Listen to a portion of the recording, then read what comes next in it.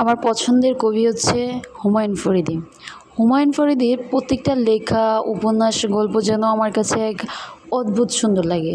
কেন জানি নিজের সাথে একটা অন্যরকম ভালো লাগা কাজ করে।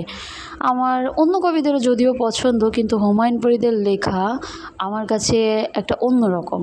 তার উপন্যাস, তার গল্পগুলো আমার কাছে একটু বেশিই ভালো লাগে।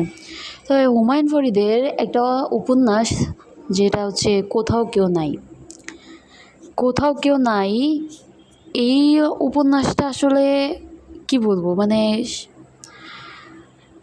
মোনার বাকের ভাই সম্পর্কে এত ভালো একটা কথা।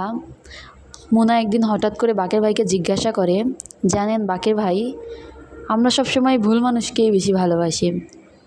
বাকের ভাই যদিও মোনাকে ভালোবাসতো, মোনা মামুনকে ভালোবাসতো, মামুন মোনাকে ভালোবাসতো, কিন্তু দুজনের মাঝে বিচ্ছেদ হয়ে যায়। পরবর্তীতে মোনা যদিও বাকের ভাইকেই ভালোবাসতো, কিন্তু এই একটা কথা আমার এত বেশি ভালো লাগছে যে, জানেন বাকের ভাই, আমরা কেন যেন সবসময় ভুল মানুষকেই বেশি ভালোবাসি। আসলেই এটা এখন রিয়েলাইজ করতে পারি যে আমরা আসলেই সবসময় ভুল মানুষকেই ভালোবাসি।